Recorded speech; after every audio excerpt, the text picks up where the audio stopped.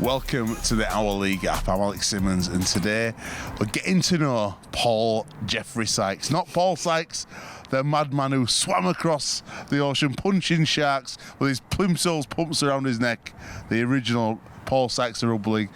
Sykesy was stood at Dewsbury on a beautiful evening, and you've got your Dewsbury Rams tracksuit on. Yep, I have. You love this club, don't you? I do, yeah. It's my hometown club. I used to come up when I was playing Super League. I used to come up and watch when I didn't have a game, and obviously coming towards the back end of my career, I always said I wanted to play here, and I've been here about 4 years now. Did you always know you wanted to play here? Because obviously as a kid coming from Thornhill and then obviously St John Fisher, did you always think to yourself, I want to be a Dewsbury Rams player? Watching from the terraces, it's something like you wanted to do. I also played schools cup finals here as well, so brings back memories really. Let's take you back to those school days, because back in the day you made your debut in 1999, so you're one of the very few players out there.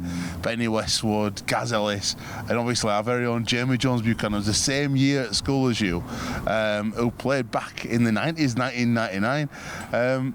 Firstly, what would Jamie Jones like to play against back then?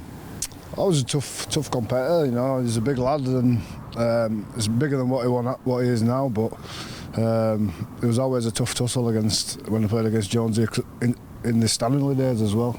You've had an interesting journey, because you came into professional rugby league, so you left, obviously signed up at St John's, up to Bradford, and you were in a squad that was winning everything. What were it like as a young player back then to go to Bradford Bulls? Yeah, it was unbelievable. Who signed you? Nobby, Brian Noble, yeah.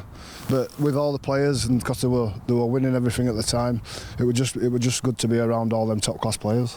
And when your first day, young Paul Sykes goes into the Bradford dressing room.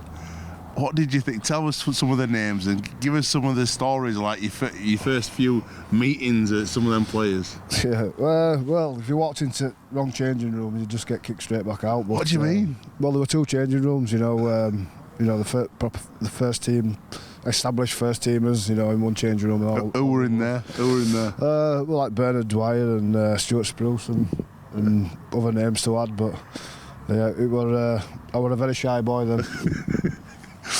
Bradford didn't work out because obviously it's so tough and you needed some experience, and you were a self-confessed, a bit of a mad dog back then, and you got a chance to go down south to London. And London is a club that fascinates me, because I think they're so important for rugby league. If we're going to grow the game, we need a strong London club. What were it like back then, going to London as a young man, because you were young back then? Yeah, well, it was enjoyable. I loved it. I was promised to get regular first team rugby, which is what I wanted to benefit my career and prolong it. And Tony Ray, me and Rob Parker went down there, and Tony Ray were really good to us. We lived together for a bit, and it sort of like kicked on from there really. I went on 2 loan spells. Well, a loan spell, come back to Bradford, and then another loan spell, and then I eventually signed for them. Life changed and family changed, obviously with the arrival of a baby, and you moved back up north. Why did you come? Why did you choose where you chose?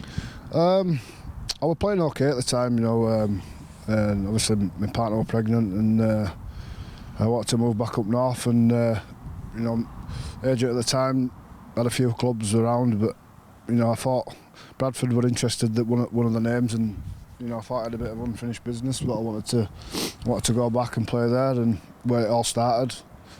So that's probably one of the main reasons. And at that time, obviously, Steve McNamara, a great coach, and you played some great rugby there, and it was a strong side. And tell us about what it was like with Steve Mack, because the first year you finished in the playoffs. Yeah, it was good. He brought a lot of technicality to the team, and we progressed okay, but we didn't get as far as what people would expect.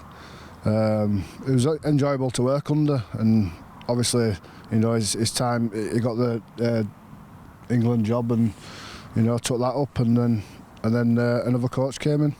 It was weird though, Bradford, because Mick Potter come in and you said to me you felt like your face just didn't fit. Was that the first time in your career where you've been kind of not rated by a coach?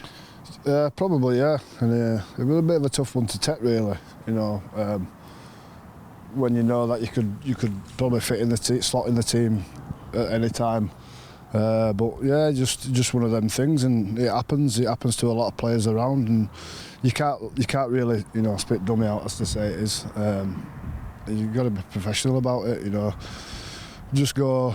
It does get you down, but like I say, you've got to keep your head up. You keep your head up, and you got to move to a club where I meet so many players, and every single player who plays for this club says it's one of the best times I've had, and that's Wakefield. And as soon as I said Wakefield to you, you smiled. Why? No, I love my time at Wakefield. You know, it was only a short spell, but you know the lads were great, the club were great, and we had some really good times. Paul Layton said to me the other week, he says it's like lads who've just come together, and it's just like Super League, but it's really down to earth there, and they still carry that on today. But you said it was kind of like a bunch of misfits who wanted by other clubs, and that kind of spurred you on. Yeah, you know, just put together by, you know, not wanted from other clubs, and you know, Richard Agar was the coach at the time, and I just loved it from the minute I walked through doors. You know, all the lads were really welcoming, and we got on like an house on fire. Well, Kermo there. Kermo were there, yeah. The ringleader. Mad twitcher. You mentioned Kermo there being a twitcher, and he's always after the birds, like. But have you got any hobbies off at field? Not really, mate. You know, just I used to play a bit of golf when I was down London because a bit of spare time on my hands. But obviously, I basically work, come training, you know, and I spend the time with my family. And this is it, because it's funny that you say you work. What's your job? I just do a bit of driving, you know, for a company called HSL. And how hard is it, honestly? Because you played full-time pro.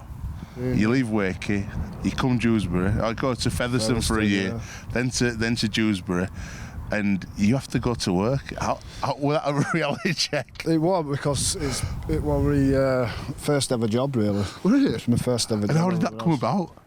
Did you go for an interview? I did, yeah. Yeah. It was like probably more nerve-wracking than going out on pitch. But it hit me pretty hard, having to work and then train on the night time. You know, the first 6 to 8 months, it were tough. I was coming in from work where I'd leave house at, say, 6:30 in the morning, and I won't get back in till about 9:15 at night. So, you know, you're shattered, yeah, you're physically shattered, but, you know, you get used to it, and, you know, it has its perks coming training with the lads at the end of it. Talk to me about the Championship, because it's a tough league, and I think that Dewsbury had a great kind of escape last year under Neil Kelly. Unfortunately, he didn't continue with family that he's got to look after. But Lee Greenwood comes in. How you found him as a coach? No, he's really good. He's really good. I know Greeny anyway. I used to play with Greeny at London, and you know, when he got the job, he rung me, and because I'd not signed until I said I knew who coach was.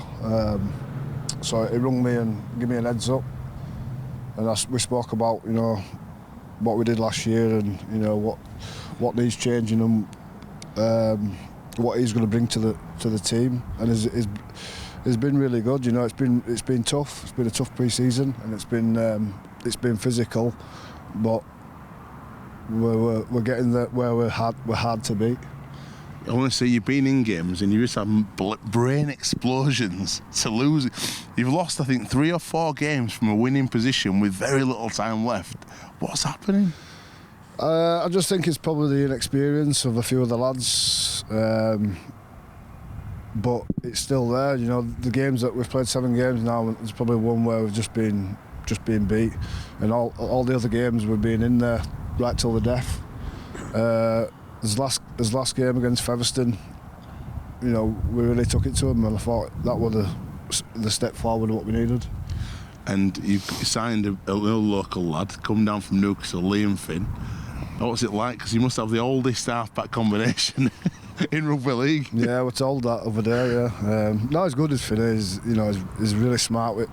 He's got a good rugby brain, and it'll be good. It'll be good for us.